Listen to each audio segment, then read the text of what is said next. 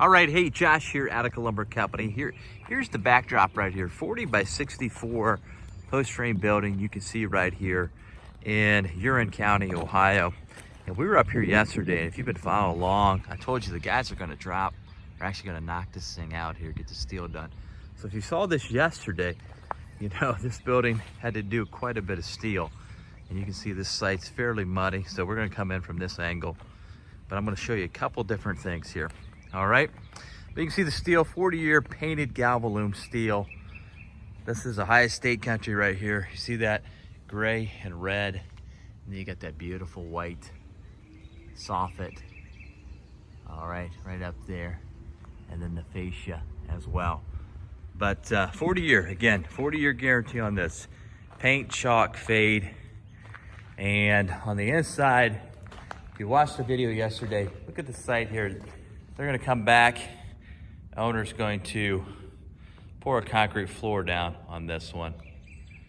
All right, and in time here. So, but they use greengard posts on this. And then what we did on this building, some of the buildings that you've been looking at or been following along here, you know, 2x4 or 2x6. Right here we did a 2x6, again, 30 inches apart. All right, now that's an SPF, a Western SPF, not an Eastern SPF, but a Western SPF species right there. And you can see obviously diagonal bracing, pretty standard, but you gotta get it done.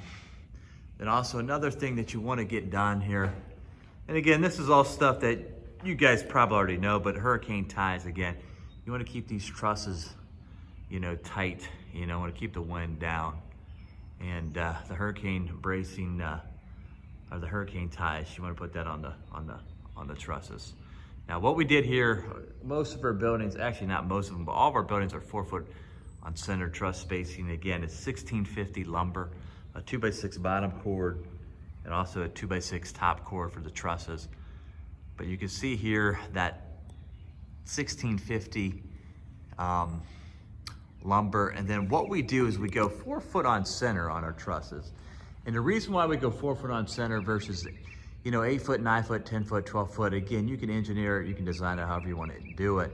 And trust me, we have a truss plan and we can do that as well. But our rationale, our logic, our thinking behind that 4 foot on center is that there's just more lumber in the building versus, you know, notching it right into the post. Because, you know, a lot of national builders want to do that, 9 foot, 10 foot, 12 foot.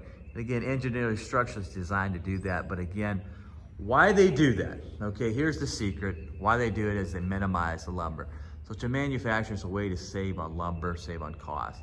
So you just use less lumber. So keep that in mind when you're making your decision. Not saying it's right or wrong, but just keep that in mind. How do you want to do that? Again, you can glamorize and say, oh, it's a notch in the post and it makes it stronger. And yeah, I guess you can make anything sound good or whatever, but use the vapor barrier here on the ceiling, okay, as well. Some of the videos you've seen, we've used strip stop, we use vapor barrier on this one. And again, the ground contact 2x10 baseboard and so forth. But this is a small porch right here, not a huge porch, but a 6x6 porch. And you can see how we cut that out there, how we did that. So a 6x6 porch right there, but 40 by 64. Again, like I said, the owner's gonna come back, money permitting, and pour some concrete. So again, everything doesn't have to be done in one swoop. I guess if you have the funds, go ahead and do it. Then another question, you know, is when would you put OSB on the roof, or when would you put OSB on the sidewalls, or CDX?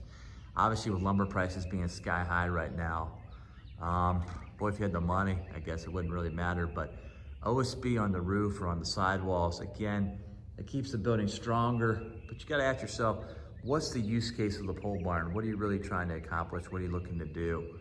And you get a pretty solid structure without doing that. If you wanna add quite a bit of money to the post frame or the pole building, then go ahead and put the OSB on the roof or the sidewall. So it's just up to you on what you're looking to do. Again, we've done both. And but how do we advise clients? Again, we take a consultative approach and ask them, obviously, what's your budget? What are you looking to do? And try to give them the most value and so forth. All right, so kind of gives you an idea here. 40 by 64 post frame building, another completed project. And again, those green card posts, and I said it yesterday, really gaining in popularity. We're starting to see a lot more people choose that. And it just makes sense, again, wrapped in kind of a very protective barrier there, and it keeps that treated bottom portion of the post protected and elements, keeps the termites out, keeps the water damage. So a couple things to consider there when you're thinking about building your next post frame building. But any questions, definitely leave it in the comment questions. And until the next video, keep it locked and loaded right here. Attic Lumber since 1925.